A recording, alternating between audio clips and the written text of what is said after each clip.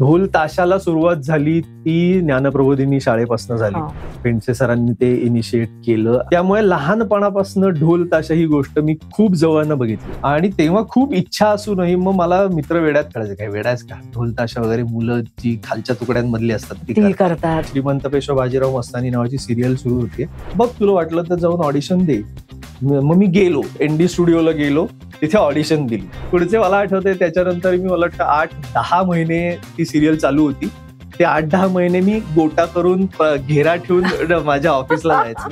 लोकांना म्हणजे की हा ह्याचं काय झालंय. नथुराम गोडसे या व्यक्तीमध्ये काही असे गुण तुला दिसले का, वेगळ्या पद्धतीने रूट झाले असते तर ती व्यक्ती अजून आज खूप वेगळ्या पातळीवर पोहोचली? डेफिनेटली. म्हणजे लोकांसमोर ती एक इमेज जी ठेवली जाते की एक फक्त माथेभिरू माणूस होता आणि त्यांनी अचानक येऊन त्यांना गोळी मारली, अशी ती कंडिशनच नव्हती. त्यांची परत बॅकस्टोरी त्यांची अशी की ते लहान असताना he was inspired bye Gandhiji's thought. आणि पुढे जाऊन जेव्हा माणूस असा ड्रास्टिकली डिसिजन घेतो तेव्हा तो रॅन्डम घेतलेला नसतो. सिंधी फॅमिलीज, तिकडच्या अत्यंत इन्फ्लुएन्शियल सिंधी फॅमिलीज ज्यांच्याकडे अक्षरशः भयानक प्रॉपर्टीज होत्या आणि प्रचंड मोठे बिझनेसेस होते, त्यांना ते सगळं तसंच्या तसं सोडून अक्षरशः अंगावरच्या कपड्यांनिशी इकडे यायला लागलं. मी नथुराम गोडसे बोलतोय, ह्याच्यात स्वतः नथुराम गोडसेंचं कॅरेक्टर हे तुम्हाला ती गोष्ट नरेट करते. त्यामुळे कधी कधी असंही होतं की लोकांना ते खूप एकांगी वाटतं.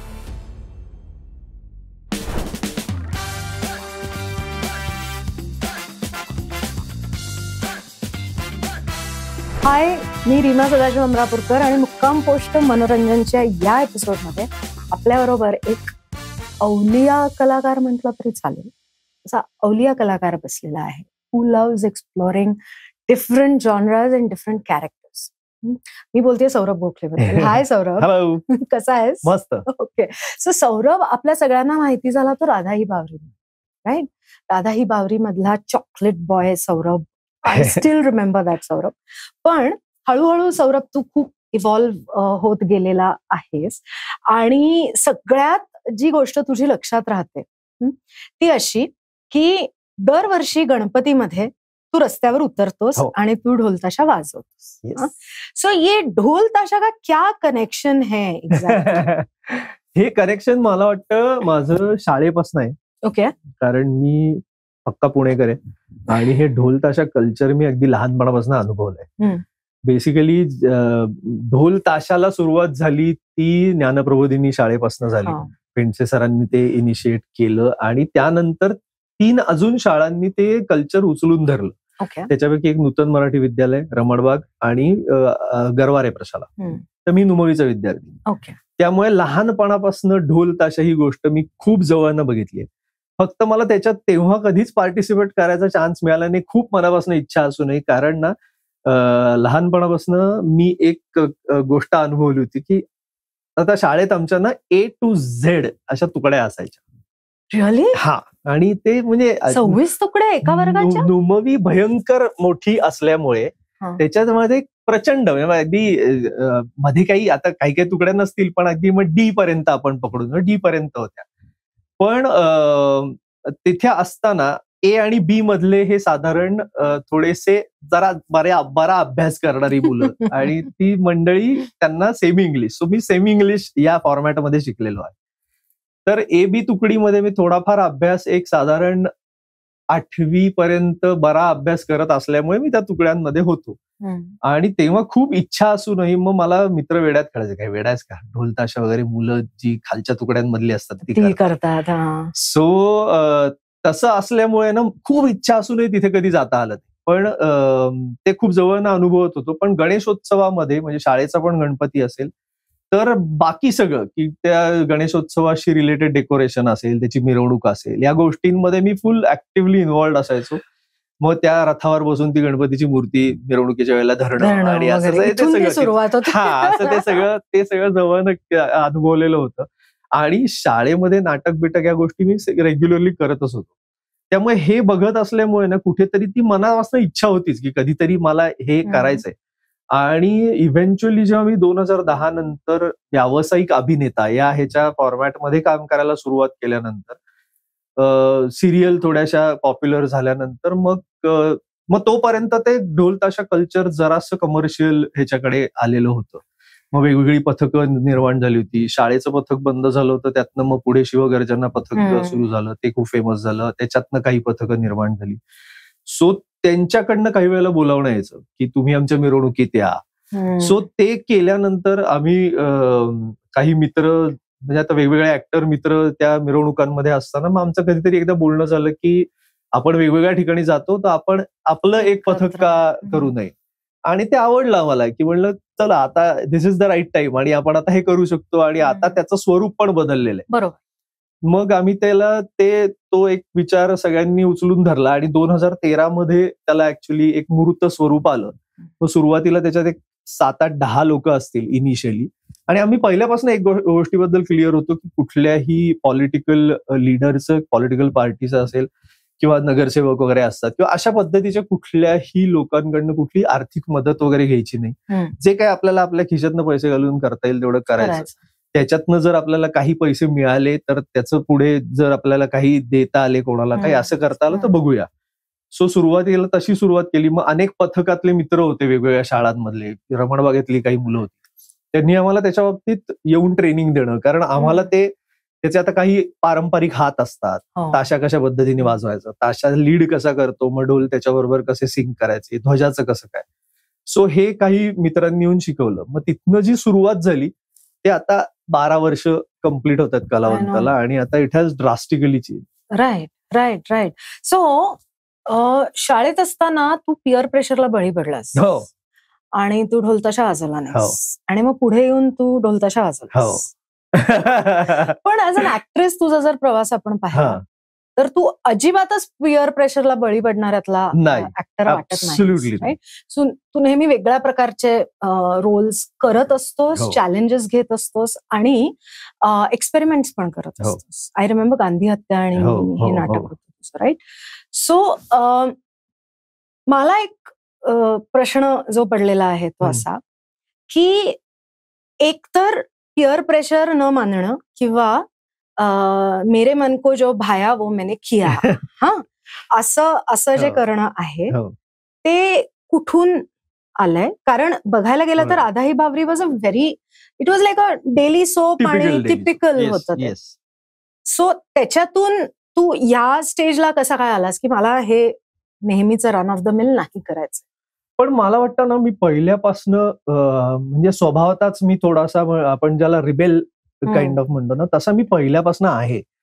आणि मी लहानपणापासून हे प्रत्येक गोष्टीत की मला जर ही गोष्ट करायची आहे तर मला ही गोष्ट करायची या फॉर्मॅट मधला मी पहिल्यापासून होतो. सो मी शाळेपासून नाटक करतोय आणि ते करत असताना मला तिथनं ज्या गोष्टी, म्हणजे तिथे सुद्धा त्या अशा मला आठवतंय की 7वी 8वी नंतर 8वी 9वी 10वी मी छत्रपती शिवाजी महाराजांची भूमिका केली होती. आमचं एकमेव शाळा आहे नुमवी की जिथे माझे परचोरे सर जाणता राजामधला एक पाठ बसवायचे. सो ते आमच्यासाठी खूप अट्रॅक्शन असायचं आणि तिथे मी 3 वर्ष शिवाजी महाराजांची भूमिका केली. पण त्याच्या आधी जेव्हा मी बाकी नाटक शाळेत करत होतो तेव्हा मी साडी नेसून ह्याचं कुठलं नाटक होतं मला आता आठवत नाही, पण साडी नेसून रांगोळी काढणाऱ्या स्त्रीचे पण रोल केले. कारण मी दिसायचो जरा नाजूक बिजूक दिसायचो तेव्हा, आणि त्यामुळे मी ते सगळं केलेलं आहे. आणि तेव्हा मला लोक म्हणजे काय काय काय करतोय, म्हणलं मी हे करून बघायला काय हरकत आहे, आपल्याला जमते का नाही कळलं पाहिजे. सो पहिल्यापासून कुठेतरी मला ती एक मेंटॅलिटी होती. आणि मला वाटतं हे कुठेतरी हे थिंकिंग वाईज सुद्धा ना घरच्यांकडनं सुद्धा तुमच्याकडे थोडंसं यावं लागतं. की आता माझे आई बाबा दोघे डॉक्टर आहेत आणि ज्या पद्धतीने त्यांनी त्यांची एज्युकेशन कम्प्लीट केली आहेत ते बघूनही ते मी कुठेतरी माझ्यासाठी ते इन्स्पायरिंग होतं.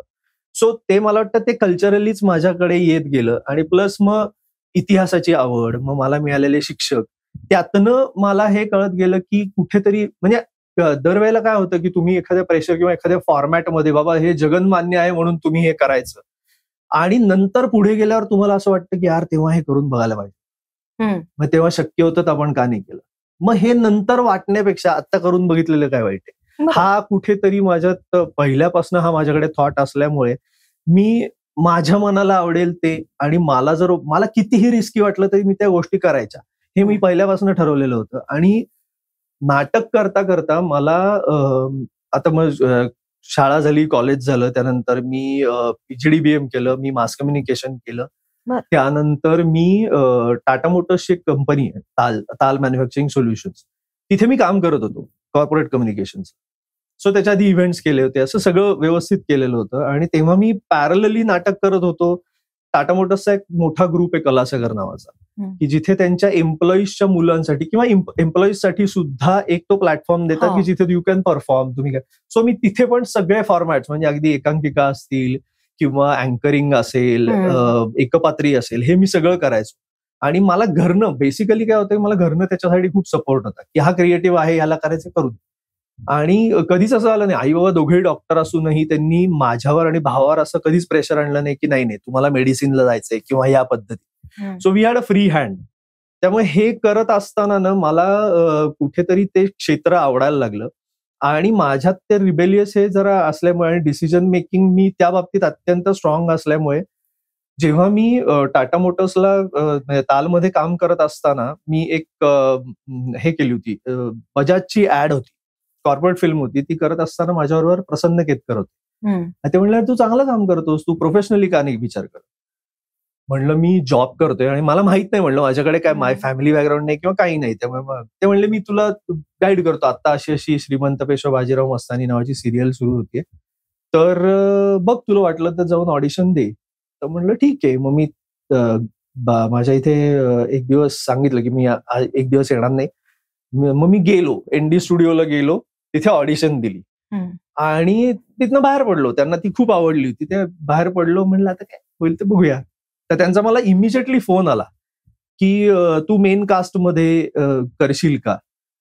तर म्हणलं 25 एक दिवस लागतील महिन्याचे. म्हणलं नाही, मी असा जॉब करतोय आणि म्हणलं मला असं शक्य नाही करणं.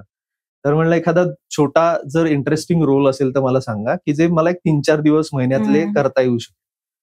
हा ओके. आणि मला असं वाटलं की असं पहिल्या ज्याला मेन कास्ट साठी विचारतात आणि त्यांनी असं उत्तर दिल्यावर कदाचित आता दरवाजे बंद होतील.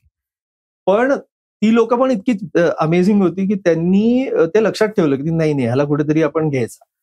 मग त्यांचा मला परत एक महिन्याभराने फोन आला की व्यंकटराव घोरपडे जे बाजीरावांचे हे होते, त्यांचं एक इंटरेस्टिंग कॅरेक्टर आम्ही आणतोय, करशील का.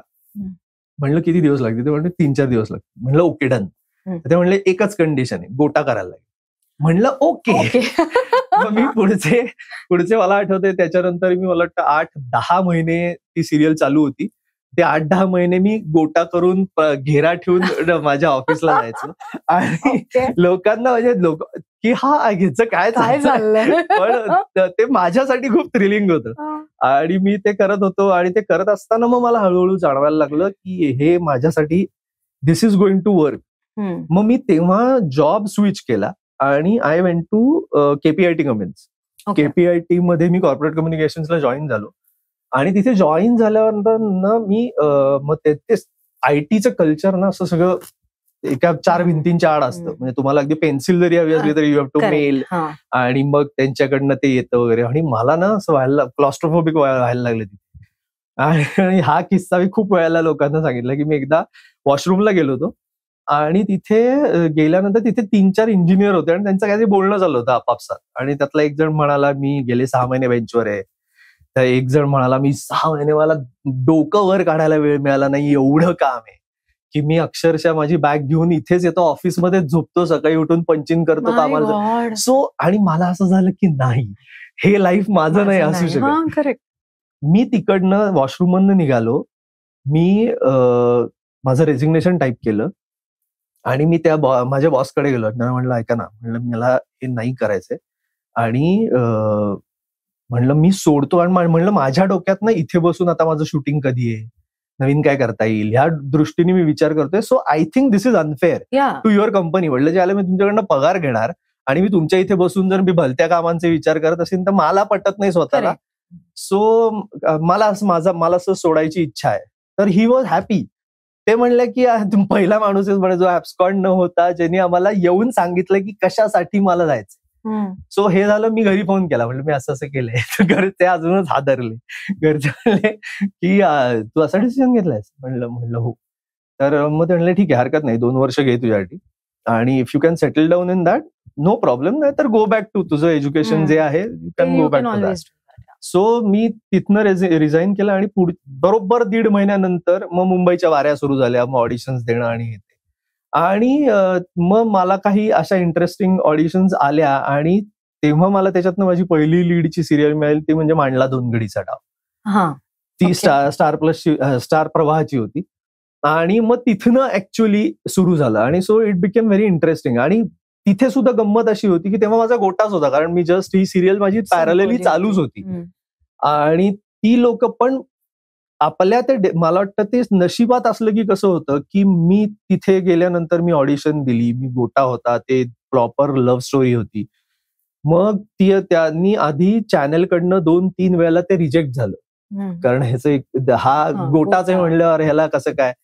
तर पण त्या क्रिएटिव्ह प्रोड्युसरनी आणि डायरेक्टरनी लावून धरलं की नाही, आम्हाला हाच पाहिजे. सो मग त्यानंतर मग आपण आता काय करायचं, मग पहिले काही दिवस त्याला विग वापरायचा का, काय करायचं का, असं करून मग ते सुरू झालं.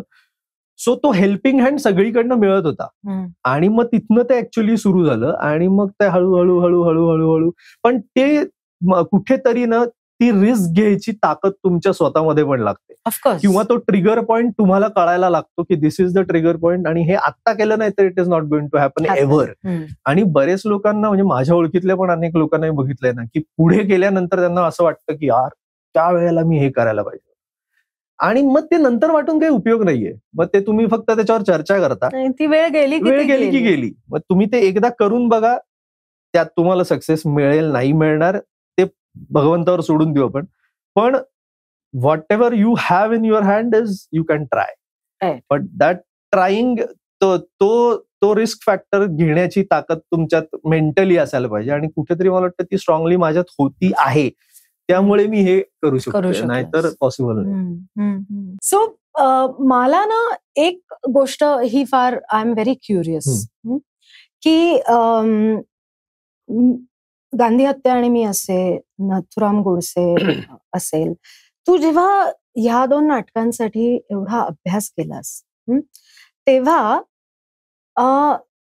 बिट्रेयल मधून ते झालेली हत्या होती हे आपण समजू शकतो, पण नथुराम गोडसे या व्यक्तीमध्ये काही असे गुण तुला दिसले का की जे ऍक्च्युअली जर वेगळ्या पद्धतीने रूट झाले असते तर ती व्यक्ती अजून आज खूप वेगळ्या पातळीवर पोहोचली? डेफिनेटली.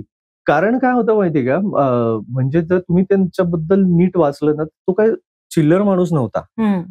ते अग्रणीचे संपादक होते, हिंदू राष्ट्र ते, आणि ते त्या काळात हिंदू महासभेच्या एका खूप मोठ्या पदावर होते. सो अनेक मोठमोठ्या कार्यक्रमांना त्यांना one of the chief guest म्हणून बोलावलं जायचं. म्हणजे लोकांसमोर ती एक इमेज जी ठेवली जाते की एक फक्त माथेभिरू माणूस होता आणि त्यांनी अचानक येऊन त्यांना गोळी मारली, अशी ती कंडिशनच नव्हती. सो ह्या लेवलचा जेव्हा मोठा माणूस असतो, आणि त्यांची परत बॅकस्टोरी त्यांची अशी की ते लहान असताना he was inspired bye Gandhiji's thought, आणि पुढे जाऊन जेव्हा माणूस असा ड्रास्टिकली डिसिजन घेतो तेव्हा तो रॅन्डम घेतलेला नसतो. बरोबर.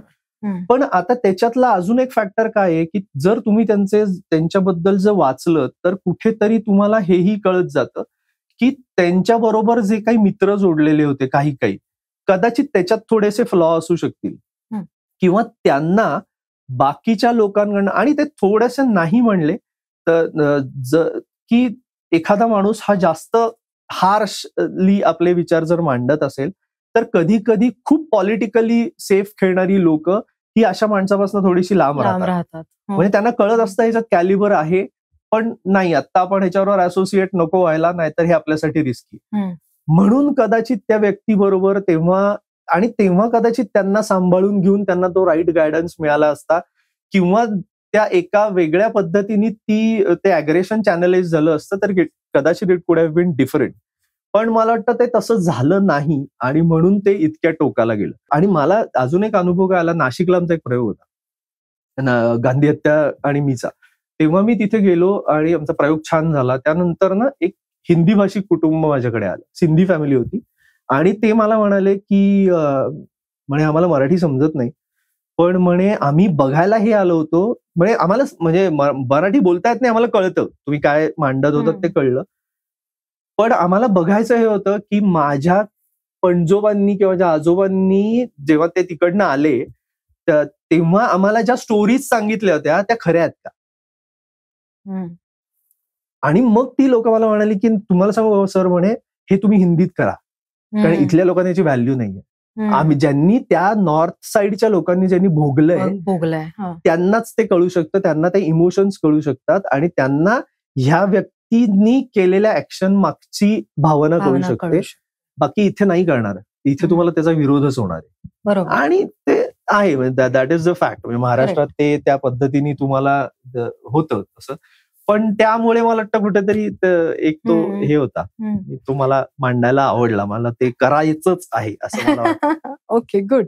सो पुढची पायरी स्वातंत्र्यवीर सावरकर. तुला जर अशा 3 गोष्टी लिस्ट करायला सांगितलं की ज्या 3 गोष्टींसाठी तू आयुष्यभर सावरकरांसमोर नतमस्तक असशील, तर त्या 3 गोष्टी काय असतात? तर मला वाटतं सावरकरांच्या बाबतीत 3 गोष्टी म्हणजे मला एकतर त्यांची सर्वात भावणारी गोष्ट ही आहे ती म्हणजे भाषाशुद्धी. पहिली छत्रपती शिवाजी महाराजांनी जो राज्यव्यवहार कोश लिहिला, म्हणजे तेव्हा त्यांनी जी भाषाशुद्धी केली, अनेक जे प्रचलित फारसी किंवा अरबी शब्द होते किंवा तेव्हाचा पत्रव्यवहार जो मेजॉरिटी अरेबिक आणि ह्याच्यात चालायचा, फारसीमध्ये चालायचा, तो तसा न होता मराठी भाषेत कसा होईल किंवा त्या काळातली जी मराठी होती किंवा आपण म्हणतो मोडीमध्ये जास्त वापरला जाईल त्या पद्धतीने तिने भाषाशुद्धी करून घेतली. आणि त्यानंतर छत्रपती शिवाजी महाराजांनंतर मला वाटतं सावरकरांनी ती भाषाशुद्धी मराठीला पुन्हा त्याच्यातली next step was this.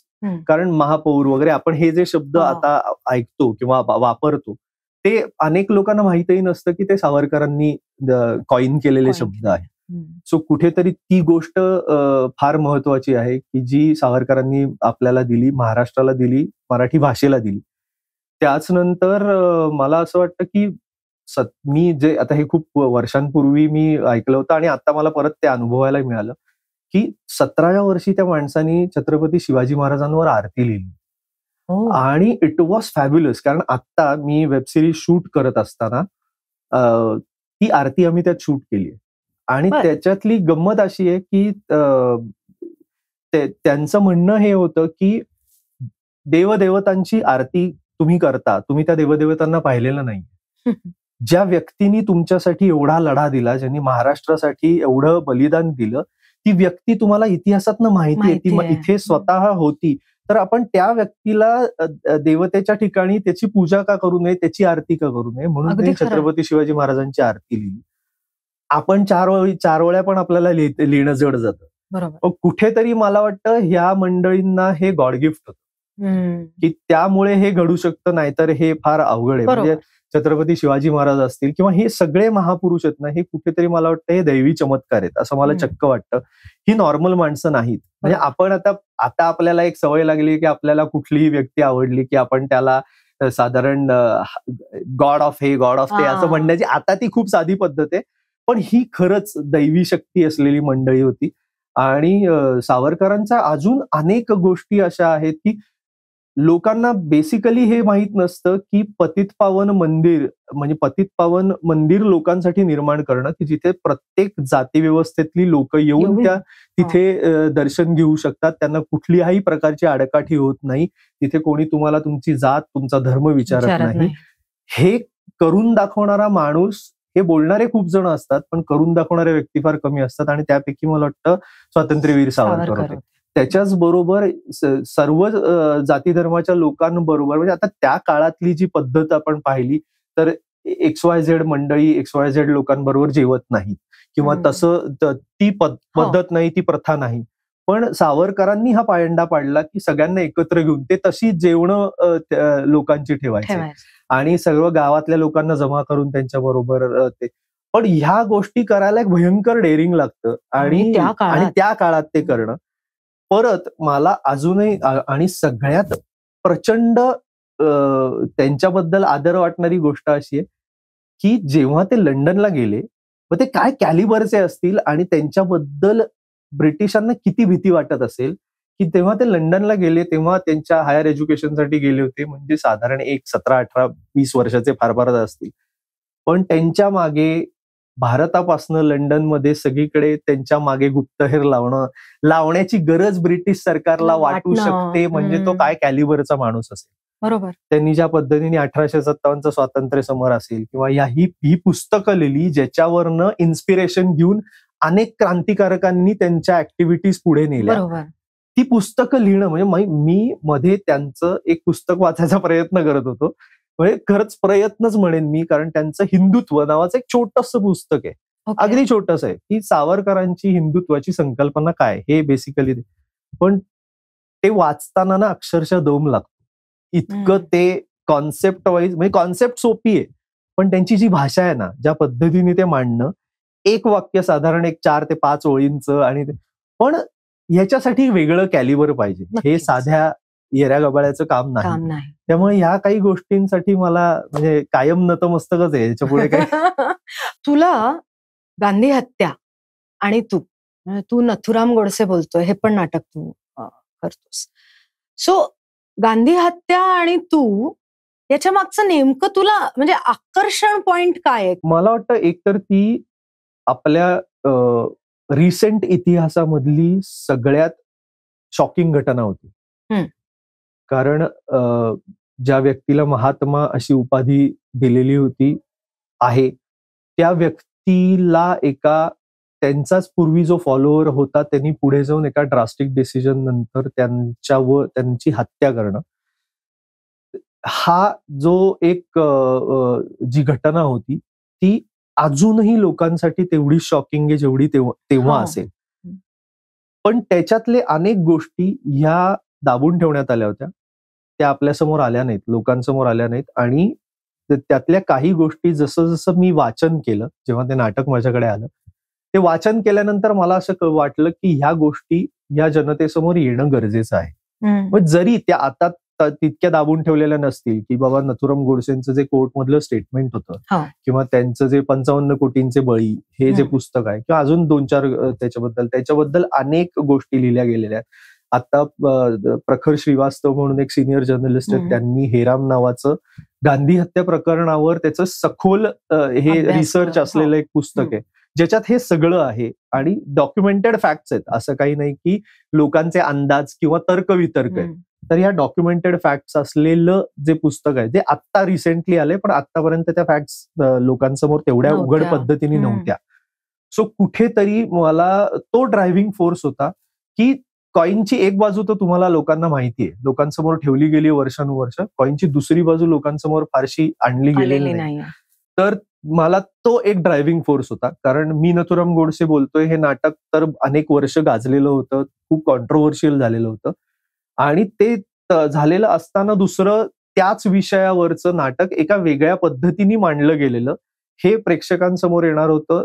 So त्या दोन्हीतला मांडणीतला जो फरक होता ना, तो मला तिथे फार आकर्षक वाटला. कारण मी नथुराम गोडसे बोलतोय ह्याच्यात स्वतः नथुराम गोडसेंचं कॅरेक्टर हे तुम्हाला ती गोष्ट नरेट करतं की या पद्धतीने घटना घडत गेल्या आणि असं झालं आणि त्यामागची कारणं काय होती. त्यामुळे कधी कधी असंही होतं की लोकांना ते खूप एकांगी वाटतं की हे या वन साइडेड आहे का काय, अशा पद्धतीने वाटतं. गांधी हत्या आणि मी या नाटकामध्ये बेसिकली प्लॉट अशा पद्धतीने ते केलेलं आहे की त्या घटनेला जोडलेले, म्हणजे नथुराम गोडसेंचं कॅरेक्टर तर असेलच, पण त्याच्या बरोबरच त्यांच्या आजूबाजूला जी मंडळी होती ती त्यात कशी सफर झाली, त्यांचे पॉइंट ऑफ व्ह्यूज काय होते, त्याचबरोबर तिथे असलेल्या गांधीजींच्या आजूबाजूच्या लोकांचे पॉइंट ऑफ व्ह्यूज काय होते, आणि एकत्रित त्याचा सगळा काय इफेक्ट होता यावर मांडणी केलेलं ते नाटक आहे. सो मला ते मांडणी वाईज जास्त बॅलन्स्ड वाटतं. सो त्या पद्धतीने तो विषय लोकांपर्यंत आला तर कदाचित त्याला अजून लोकांचा इंटरेस्ट त्याच्याबद्दल वाढेल.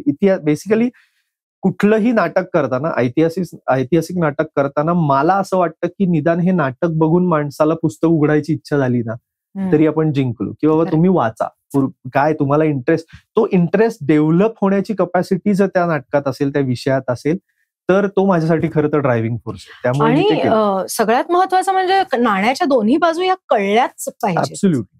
राईट. सो त्या दृष्टीने पण हे महत्वाचं होतं. पण मला हे विचारायचं की Nathuram Godse at a point of time was the most hated man in India or world over असं आपण म्हणू. ते कॅरेक्टर करताना तुझं तोपर्यंत तुझी चॉकलेट बॉय इमेज आणि लव्हर बॉय आणि असं सगळं असताना नथुराम गोडसे करायचा हे ज्या वेळेला तू ठरवलंस त्यावेळेला तुला स्वतःमध्ये काय ड्रास्टिक बदल करावे लागले? खरं तर नाही करावे लागले. ओके. कारण कुठेतरी ना बदलपेक्षा मी म्हणेन की त्या इतिहासाचं जेव्हा तुम्ही वाचन करता, जेव्हा त्या गोष्टी खरंच तुम्ही समजून घेता त्या पद्धतीने, मग तेव्हा तुम्हाला ते पोर्ट्रे करताना अवघड जात नाही. म्हणजे त्यांच्या इव्हन पर्सनॅलिटी वाईज सुद्धा ज्या काही गोष्टी त्यात नमूद केलेल्या आहेत त्या अशा काही आउट ऑफ द वर्ल्ड वेगळ्या माणूस नव्हता तो. म्हणजे तसं पाहिलं तर तो चार चौघात अगदी सहज मिसळून जाणार. इव्हन फोटोज बघितले तर आपल्याला हे कळतं की अतिशय सामान्य दिसणारी अशी व्यक्ती होती, पण विचार वेगळे असतात. विचारांचा पगडा जो असतो तो त्या पद्धतीने म्हणजे त्यांचा ड्रायव्हिंग फोर्सही त्यांचे विचार होते किंवा त्या परिस्थितीत त्यांनी जे भोगलं होतं ते त्यांचा ड्रायव्हिंग फोर्स होता. त्यामुळे तसं कॅरेक्टर वाईज काही वेगळं करायला लागलं असं मला वाटत नाही. ऑफकोर्स भाषेवर निश्चित काम करायला लागतं, कारण कुठलंही ऐतिहासिक रेफरन्सचं जेव्हा आपण नाटक करतो तेव्हा त्यातले काही शब्द जर त्या पद्धतीने आले नाहीत किंवा ते तशा पद्धतीने लोकांसमोर मांडले गेले नाहीत तर तो इफेक्ट तुम्ही लोकांसमोर आणू शकता. बरोबर. सो त्या काही गोष्टी तुम्ही लोकांसमोर आणणं आणि प्लस एक अभ्यासू व्यक्तीचं, एक अगदी कॉलेज गोईंग मुलाचं जर तुम्ही काम करत असाल तर तुम्ही ते किती कॅज्युअली केलं तरी चालतं.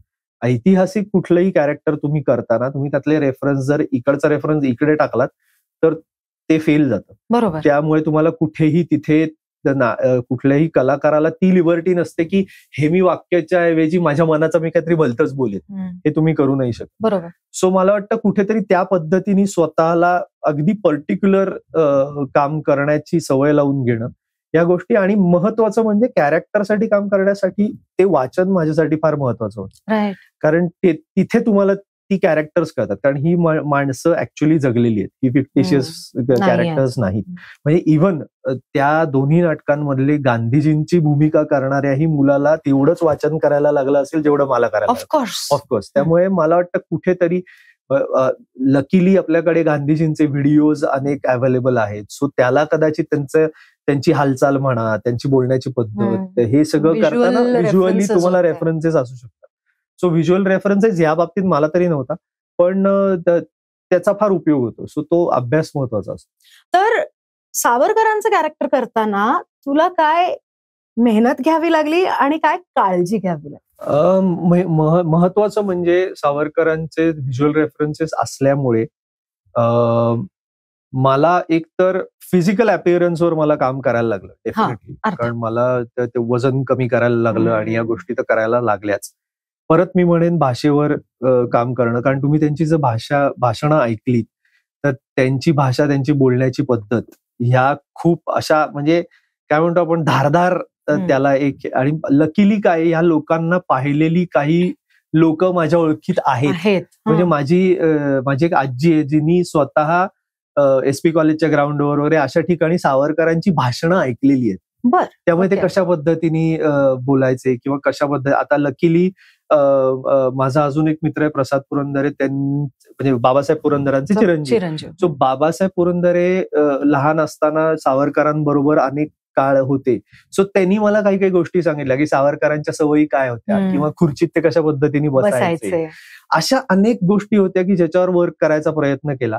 आता त्या सगळ्याच गोष्टी कदाचित तेवढ्या इफेक्टिव्हली येतील की नाही माहित नाही, पण जेवढ्या करता येतील तेवढ्या करायचा प्रयत्न केलाय. आणि मेन म्हणजे हेच की अगेन भाषा, कारण त्यांची डायलॉग डिलिव्हरी असेल किंवा आता आपण जितक्या कॅज्युअली मराठी बोलतो ना तितक्या कॅज्युअली ते बोलून चालत नाही. म्हणजे रादर सिरीज जरी हिंदीमध्ये असली तर ते हिंदी सुद्धा ते शुद्ध हिंदी त्या पद्धतीने मांडलं जाणं गरजेचं आहे.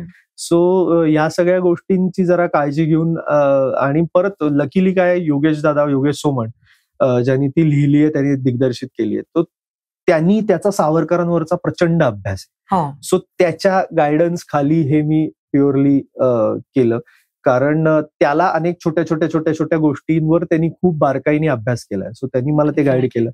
त्याच्याच बरोबर आता सावरकरांचं चरित्र लिहिणारा विक्रम संपत हा जो एक मोठा ऑथर आहे, विक्रम माझा चांगला मित्र आहे. आणि मग मी विक्रमशी बोललो की तुला काही माहिती आहेत का गोष्टी, कारण त्यांनी ऑलमोस्ट 5 वर्ष अभ्यास करून ती पुस्तकं लिहिली आहेत. सो त्याच्याबद्दलचा अभ्यास तर प्रचंड आहे. सो त्यांनी काही गोष्टी सांगितल्या होत्या. आणि परत ते वाचल्यानंतरही तुम्हाला हळूहळू कॅरेक्टर म्हणून ती व्यक्ती कशी असेल हे थोडंसं कळत जातं. तेवढं आपली बुद्धिमत्ता नाही खरं तर, पण थोडंसं जेवढं कळतं तेवढं व्हिज्युअली मांडायचा प्रयत्न केला.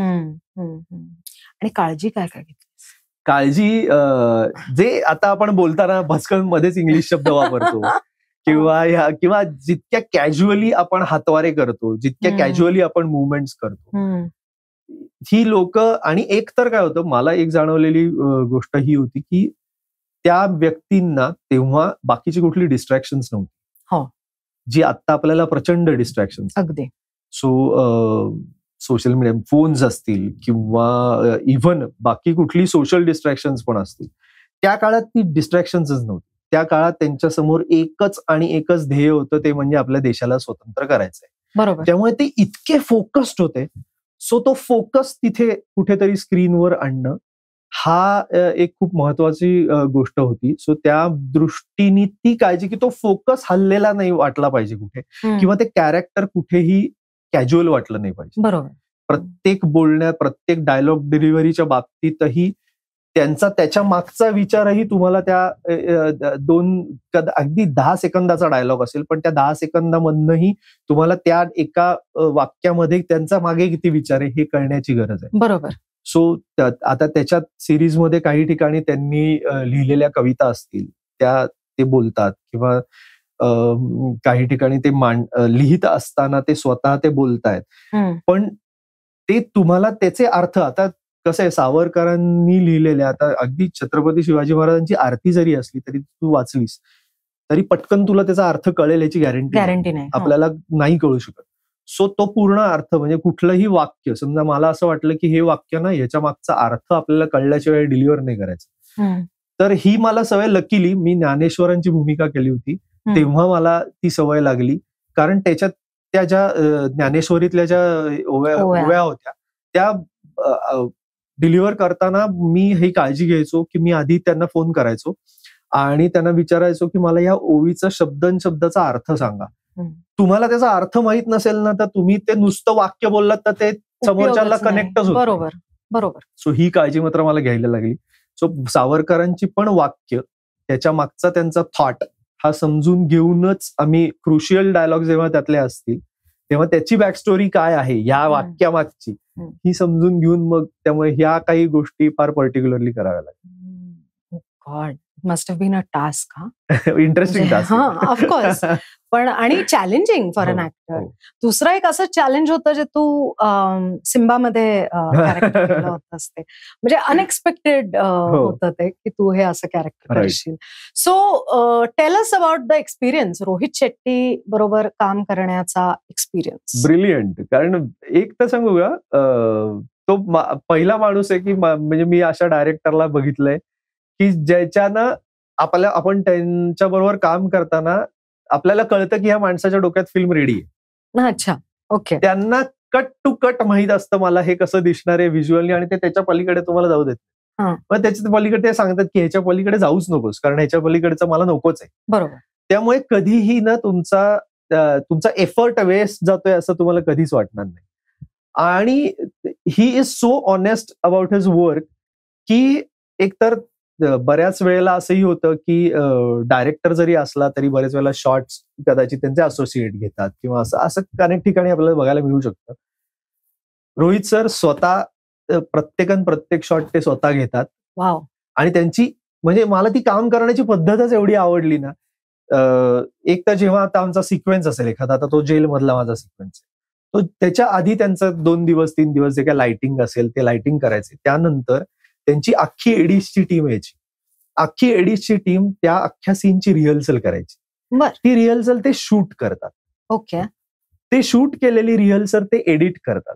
ते एडिट करून त्याला म्युझिक सगळं लावलं जातं. तो एडिटेड सीन ऍक्टर्सना दाखवतात की this is visually what I expect. आता हे ओपन ग्राउंड तुमच्यासाठी आहे, आता याच्यात काय करायचं ते तुम्ही ठरवा. पण किती छान ना, म्हणजे you don't waste your energy at all. जेवढा यूज होणार आहे पार्ट तेवढाच. सो त्याच्यात तुम्हाला परफॉर्मन्स वाईज तुम्हाला काय एनहान्स करायचंय दॅट इज युअर कॉल. बरोबर. आणि पण मी दाखवणार आहे ते मी हे दाखवणार आहे. हे हे हे हे हे हे शॉट्स लागतील, ह्याच्या पलीकडे एकही एक्स्ट्रा शॉट लागणार नाही. जस्ट बिकॉज आता काय बऱ्याच वेळेला आपल्याला काय बघायला मिळतं की डिजिटल आहे म्हणून घ्या ना, हा एक अँगल घेऊन तोही एक अँगल घेऊन, आता हा एक घेऊन. नाही, there is not a single minute that is wasted. आणि सिम्बा म्हणजे मला लोकांनी विचारलं किती दिवसात शूट केली, तर म्हणलं 3 महिन्यात फिल्म शूट केली आहे ती. काय हिंदी फिल्म कुठे एवढे म्हणलं नाही, जेन्युइनली 3 महिन्यात शूट केली आहे. आणि त्यातले 20 दिवस मी शूट केलंय. 3 महिन्यात फिल्म शूट करून 4थ्या महिन्यात ती रेडी होती. हे आम्ही ऑक्टोबर पर्यंत संपवलं, डिसेंबरमध्ये रिलीज झाली. So they are that fast आणि तेवढे ते पर्टिक्युलर असतात. आणि त्यांचं कसं आहे, ते कास्टिंग स्वतः करतात. म्हणजे मी जे बघितलंय, म्हणजे आताचं मला माहित नाही, पण तेव्हा जेव्हा आमचं कास्टिंग झालं होतं तेव्हा मला ऑफकोर्स हे आधी माहित नव्हतं की हे कास्टिंग मध्ये रोहित सर स्वतः इन्व्हॉल्ड असतात. पण ते सगळं झालं, तो मला कास्टिंग फायनलाइज झालं. मग फिल्म रिलीज व्हायच्या वेळेला आम्ही जे प्रमोशन्स करत होतो तेव्हा एका प्रमोशनच्या कार्यक्रमामध्ये रोहित सरांनी सांगितलं होतं की सौरभला माहित नाहीये त्याचं कास्टिंग कसं झालंय, पण ते कास्टिंग मी त्याच्या कामाच्या सगळ्या लिंक्स आणि सीडीज आधी मागवून घेतल्या होत्या. आय सॉ हिज वर्क आणि देन आय फायनलाइज. सो तेही ऍक्टर चूज करताना सगळा त्याचा अभ्यास करून की काय पाहिजे काय नाही, हा ओके हे ओके वाटतंय का, असं करून, म्हणजे इतका थरो अभ्यास करून जेव्हा तो माणूस करतो, त्यामुळे मला त्या माणसाबद्दल भयंकर रिस्पेक्ट आहे. कारण इतकं मेटिक्युलस काम केलं जातं ना की आणि जेव्हा असं कधीतरी ना, आता सर्कसच्या वेळेचा आमचा अनुभव आहे की एक सर्कसचा आम्ही सिक्वेन्स शूट केला आणि आम्हाला सगळ्यांनाच वाटत होतं की हा काहीतरी जरा गडबड आहे. मग ते आम्ही रोहित सर पण बोलले होते आणि तो आम्ही परत नंतर त्यांनी एक शेड्यूल लावलं, त्यात तो अख्खा सिक्वेन्स त्यांनी रिशूट केला. पण तेव्हाही ते इतके क्लिअर होते की मला काय पाहिजे काय नाही पाहिजे. सो तितकं पर्टिक्युलर आणि छान शिस्तबद्ध काम करायची जेव्हा तुम्हाला सवय लागते ना, तेव्हा तिची वेगळी मजा येते. आणि मग ते प्रोफेशनली, आणि मग काय होतं, मग ती येणारा तिथे प्रत्येक माणूस हा अतिशय प्रोफेशनली काम करणारा असतो. सो सगळेजण तिथे काम करणाऱ्या एकाही माणसानी, मी कधीही असं ऐकलं नाही की त्या आरडाओरडा चाललाय किंवा बरेच वेळेला असं लाईटवाल्यांच्या नावाने शंख चाललाय, काही नाही, शांतपणे एकदम मस्त काम आणि बरोबर टाइम टू टाइम, ह्याच्यानंतर हे, त्याच्यानंतर ते, त्याच्यानंतर विषय संपला. सो त्यांच्यावर काम करणं वॉज ब्रिलियंट. आणि ते छोट्या छोट्या गोष्टी अशा कधीतरी सांगतात ना की, आणि त्यांचं कसं आहे, मला बेसिकली आवडलेली गोष्ट ही की ऍक्टरला एकदा ऍक्टरची कपॅसिटी बद्दल इफ ही इज कन्व्हिन्स्ड, ते त्यांना फुल लिबर्टी देतात. म्हणजे माझ्याकडे एकदा तो सीन आला आणि मी आमच्या एडीला विचारलं की काय करणं अपेक्षित आहे काही, तर म्हणे नाही, सरांनी सांगितलंय की उसे सिर्फ सीन देना and let him explore. So जेव्हा त्यांना तो हे असतो, कॉन्फिडन्स असतो, तेव्हा you are at full liberty, तुला पाहिजे ते कर. पण ते तो कॉन्फिडन्स डेव्हलप झाल्यानंतर ते ती लिबर्टी देतात. आणि म्हणजे रादर सगळे चूज करतानाच त्यांनी तसे केले होते की मला, आणि त्यांनी त्यानंतर सांगितलं पण होतं की मराठी कलाकारांबरोबर तुम्हाला काम करायला का आवडतं, असं त्यांना जेव्हा विचारलं तेव्हा त्यांनी तेच सांगितलं की एकतर सगळे थिएटर ट्रेन्ड ऍक्टर्स असतात, ते येतात, त्यांचं काम चोख करतात, निघून जातात. मला कुठेही त्यांच्यावर कष्ट करत बसायला लागत नाही. ते त्रास देत नाहीत आणि ते स्वतःला विकायचा प्रयत्न करत नाही. हे त्यांचे शब्द होते. आणि त्यामुळे मला असं झालं की या माणसाला परफेक्ट माहिती आहे काय पाहिजे आणि काय करणं गरजेचं आहे. त्यामुळेच ते आता एवढी ही मंडळी मोठी असण्याचं कारण ते अमेझिंग एक्सपिरियन्स. करेक्ट. सो इतिहासाचा अभ्यास, पुस्तक वाचणं, ऍक्टिंग करणं, रिबेल करणं, या व्यतिरिक्त तुझ्या अजून काय आवडीनिवडी आहेत? अरे बापरे, खूप आहेत. व्यायाम करणं ह्या एक प्रचंड वेगळ्या लेवलची आवड आहे. त्यानंतर मला ड्रायव्हिंग भयंकर आवडतं, ट्रेकिंग प्रचंड आवडतं, मला प्राण्यांची भयंकर आवड आहे. बर. मला ऍडव्हेंचर स्पोर्ट्स रिलेटेड अनेक गोष्टींची भयंकर आवड आहे. फोटोग्राफी आवडते मला. मला कुकिंग भयंकर आवडतं. मला प्रचंड आवडतं. What is your favourite cuisine? Indian cuisine. मला डेफिनेटली इंडियन क्विझिन. म्हणजे यू लाईक टू कुक? या. आणि मी प्रॉपर, मला लकीली मला घराला एक छान अंगण असल्यामुळे आमच्या, मी चूल बिल आणून त्या चुलीवर स्वयंपाक करणं वगैरे ह्या इतकी मला आवड आहे. तर मला ते प्रचंड आवडतं. आणि पण महत्वाचं मी म्हणेन की मला म्हणजे स्केचिंग आहे, पेंटिंग आहे, मला मूर्ती करायला आवडतात. सो मधनं मी ते पण करतो. नंतर डिझायनिंग रिलेटेड मी बरेच वेळेला काम करतो. आता मी म्हणजे आता कलावंतशी रिलेटेड जे काही पोस्ट अशा बऱ्याच गोष्टींचं ऑनलाईन डिझायनिंग जे असतं किंवा कम्प्युटर्सवर, ते एक मला एक त्याच्याबद्दल एक वेगळी आवड आहे. पण I am crazy about fitness. Okay, बर. मग व्हॉट इज युअर, म्हणजे आता तुला कुकिंग आवडतं, तू म्हणालास घराला अंगण आहे. येस. सो तुला जर असं सांगितलं की सौरभ मी येते घरी जेवायला, तुला काय मला खाऊ घालायचं ते घाल. Okay. Vegetarian, because I am a vegetarian. अच्छा, ऑप्शन जरा कमी. तर तू काय करून खाऊ घालशील? भरल्या वांग्याची भाजी आणि भाकरी. फेवरेट. मला भयंकर आवडतं. ओके. आणि लकीली काय आहे, मला जगातल्या सगळ्या भाज्या आवडतात. त्यामुळे माझ्या घरचे फार खुश असतात की आता अनेक पोरांची नाटकं असतात ना, मला ही भाजी नको, मला तसं काही नाही, मला सगळं आवडतं. त्यामुळे मी खरं तर सांगू का, मी I am a hardcore food lover. पण त्यामुळे मला ते कुकिंगही मनापासून, आणि मला कुकिंगची आवड कधीपासून लागली, मेजवानी परिपूर्ण किचन नावाचा एक शो करायचा विष्णू मनोहरांबरोबर. तोपर्यंत मी काही कुकिंग या गोष्टीत गेलो नव्हतो, पण मला तिथे ती आवड डेव्हलप झाली. आणि मग मी त्याच्यानंतर कुकिंग करायला लागलो आणि लव्ह इट. Wonderful, wonderful. तू आता म्हणालास की तुझ्या घराला अंगण आहे आणि तिथे तू चूल ठेवून असं शिस्तीत केलेलं आहे. तू म्हणजे महालात राहतोस, कुठे राहतोस? कारण आजच्या तारखेला घराला अंगण वगैरे असणं पुण्यासारख्या शहरात हे म्हणजे इमॅजिनच नाही करू शकत. नाही, लकीली काय, मी पुण्यातला पिंपरी एरियामध्ये आता मी राहतो आणि तिथे आई वडिलांच्या कृपेने इतकं एक सुंदर घर मिळालंय की ज्याला पुढे मागे दोन्ही अंगण आहेत. आणि घरात नारळाची झाडं आहेत, आंब्याची झाडं आहेत, भाजीपाला आमच्या घरी लावला जातो. आणि असं त्यामुळे I am blessed with a garden वालं घर. त्यामुळे ती गंमत आहे. आणि मला बरेच वेळेला असं होतं ना की मुंबईवरनं जेव्हा काही मित्र येतात आणि कुठे राहतोस तू वगैरे असं बोलतात, आणि मग घरी आल्यानंतर म्हणतात की कशाला येतोस, फक्त शूटिंग असतं इथेच छान आहे. म्हणजे जवळपास हिल स्टेशन असल्याचा फील आहे त्याला. पण खरंच I am blessed in that sense. पण आता तू मगाशी जेव्हा म्हणालास की सावरकरांना पाहिलेली माणसं आहेत किंवा गोडस्यांबद्दल आपण बोलत होतो तेव्हा त्यांच्या कुटुंबाला ओळखणारी माणसं होती. सो ऐन पेठेत तुमचं घर होतं का? म्हणजे तुझं, कारण तू नुमवीमध्ये मी म्हणजे राहताना, म्हणजे मला आठवतंय लहानपण, मी 8वीत असेपर्यंत आम्ही प्रभात टॉकीजच्या जवळ राहायचो.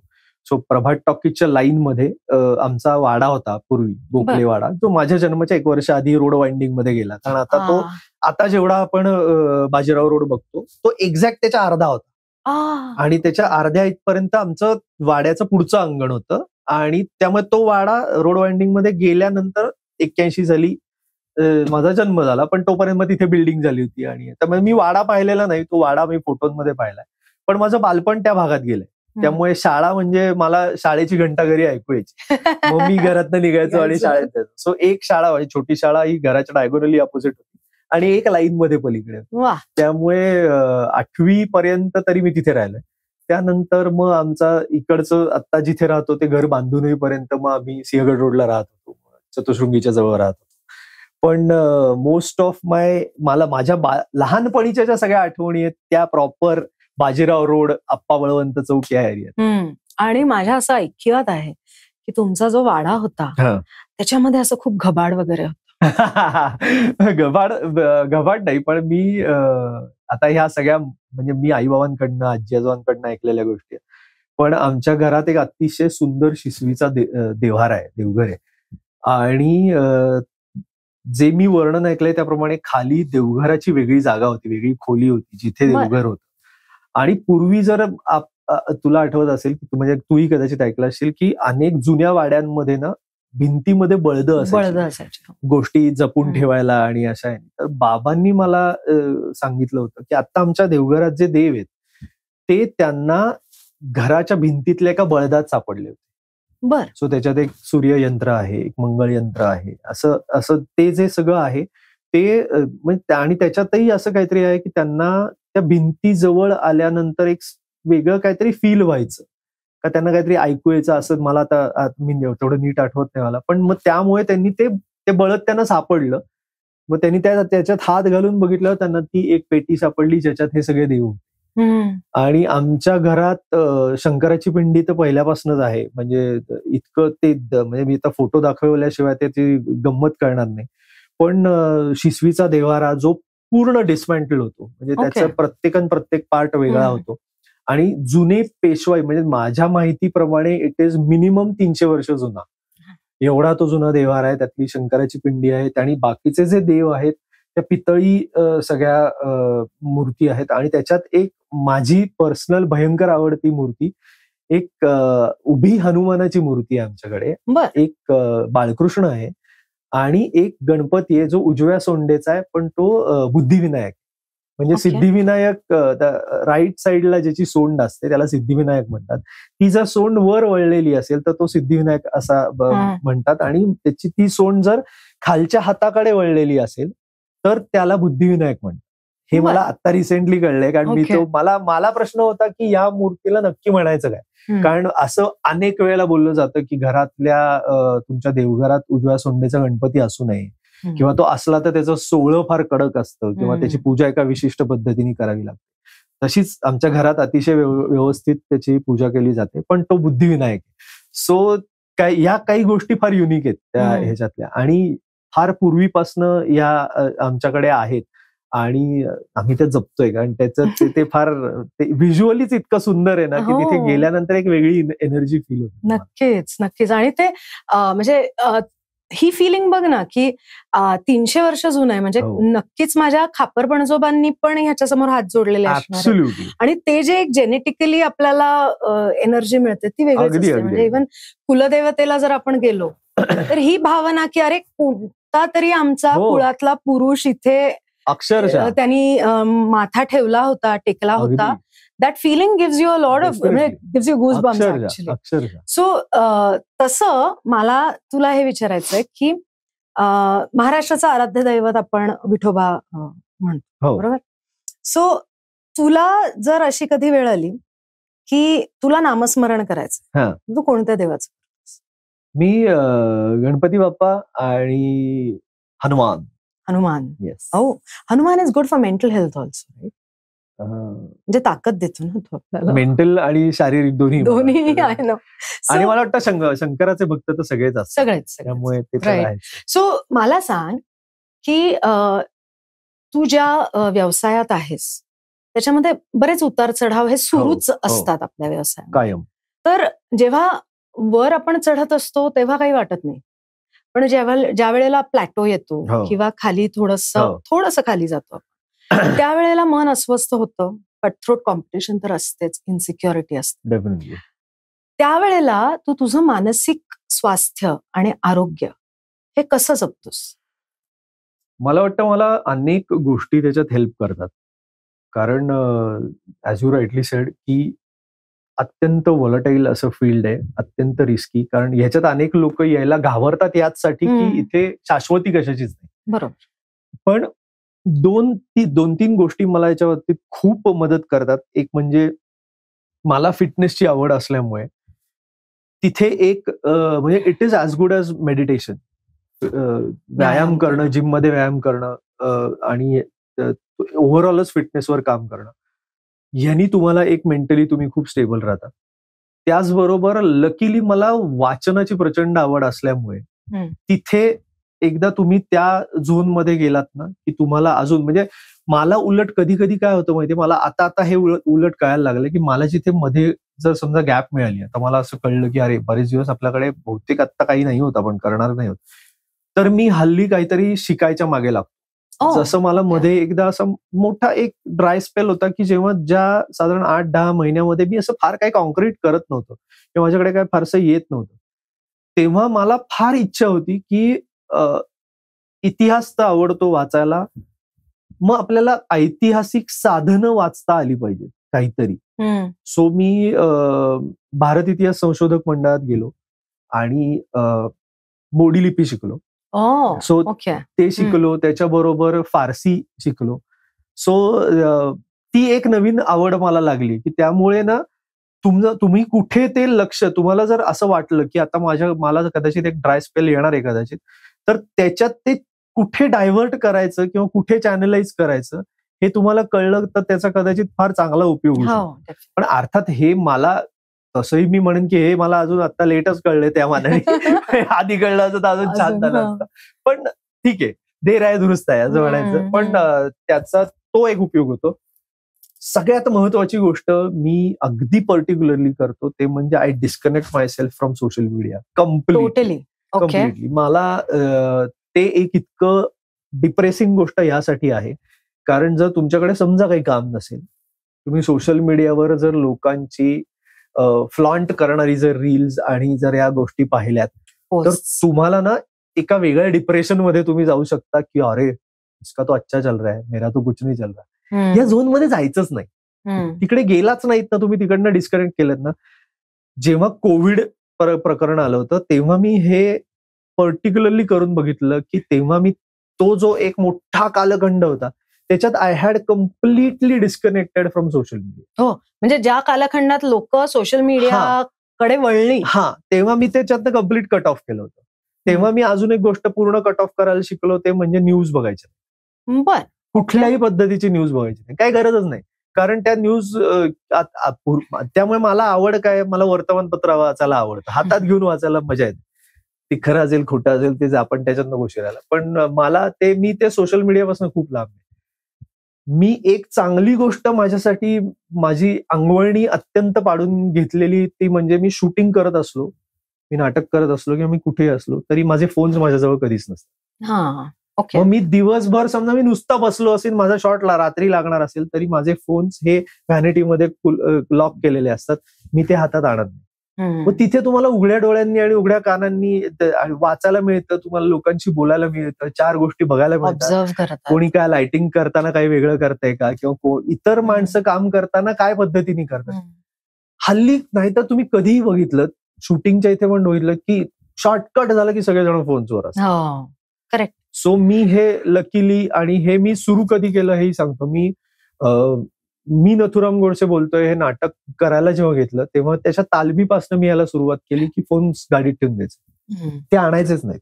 कारण जो तुम्हाला एक्स्ट्रा टाइम मिळेल तो कुठेतरी वेगळ्या गोष्टींमध्ये तुम्ही वापरू शकता, तो त्याच्यावर वेस्ट करायला नको. बरोबर. सो त्या काही सवयी लागून गेल्या आणि त्याचा मला वाटतं ह्या जेव्हा तुम्हाला असं एक कदाचित एक डाऊन पिरियड येतो तेव्हा त्याचा तुम्हाला खूप उपयोग होतो. कारण मग तुम्ही नवीन गोष्टी शोधता काहीतरी करायच्या दृष्टीने, किंवा मी हे करतो, मी हे शिकतो, हे.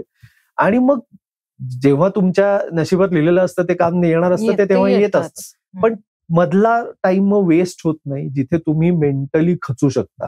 आणि असे अनेक फॅक्टर असतात. हल्ली तर आपण खूप व्हल्नरेबल झालो या बाबतीत की आपल्याला छोट्या छोट्या गोष्टी इतक्या अफेक्ट करतात. बरोबर. किंवा सोशल मीडियावरच्या लोक आलेल्या निगेटिव्ह कमेंट्स बघून डिस्टर्ब होणारी किती लोक असतात. सो ते पण त्याच्यातनं तुम्हाला डिस्कनेक्ट व्हायला तुम्ही जर सवय लावली तर युअर थ्रू. करेक्ट. सो पुण्यामधले 3 हँगआउट रेकमेंडेशन्स दे ना मला. हँगआउट रेकमेंडेशन, अरे बापरे. Come on Saurabh. मला स्वतःला कॉफी शॉप्स मध्ये, मला कॉफी शॉप्स खूप आवडतात कारण मला कॉफी भयंकर आवडते. सो अनेक कॉफी शॉप्स अशी आहेत की जिथे मला जेन्युइनली जाऊन बसायला आवडतं.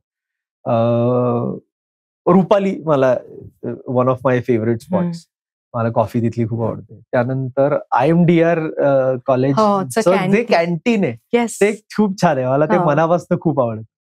आणि दादर प्लेस अशा मला स्टेशनरीची दुकानं फार आवडतात. व्हीनस. हो, मला जर कधी वेळ मिळाला ना, Venus you can sponsor this episode. तर मला जेन्युइनली सांगतो, मला स्टेशनरीच्या दुकानात जाऊन फिरायला खूप आवडतं. काय नवीन आलंय, पेन, मला पेन्स बद्दल एक फार अट्रॅक्शन आहे. करेक्ट. अशा काहीतरी भन्नाट गोष्टी. पण मला बाकी अदरवाईज मी काय असं फार काही मॉलमध्ये जाऊन बसलोय वगैरे असलं नाही माझ्या बाबतीत घडत. पण हे या किंवा पुस्तकाची दुकानं, मला पुस्तकाच्या दुकानांमध्ये जायला एक भयंकर आवडतं. बुकगंगाचं जे शॉप आहे किंवा अनेक क्रॉसवर्ड असेल अशा ठिकाणी, किंवा मला कधीतरी जर शांत बसायचं असेल तर मी एखाद्या कॉफी शॉपमध्ये जातो, माझं पुस्तक बरोबर घेतो, नाही तर किंडल बरोबर घेतो आणि तिथे जाऊन शांतपणे कॉफी घेऊन वाचत बसतो. 1-1.5 तास 2 तास तिथे छानपणे बसलं. तसं मला मनापासून जायला आवडणारी जागा अजून एक आहे, ते म्हणजे भांडारकर इन्स्टिट्यूट किंवा इव्हन भारत इतिहास संशोधक मंडळात गेल्यानंतर मला वाटलं की अरे यार हे फार आणि आता ते रिनोव्हेट केल्यावर अजून छान. सो या काही म्हणजे माझ्या हँगआउट आहे.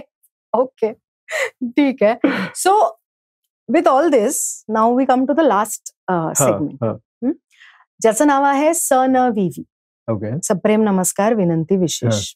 सो आता जर तुला एखादं पोस्टकार्ड दिलं आणि तुला सांगितलं तुला हवं त्या व्यक्तीला लिही, ती व्यक्ती हयात असो नसो, इट डझंट मॅटर, तर तू कोणाला लिहिशील आणि काय लिहिशील? मला वाटतं मी इमिजिएटली माझ्या डोक्यात आलेली व्यक्ती म्हणजे मी रोहित सरांना पोस्ट काढली. ओ वाव. ओके. थँकिंग हिम की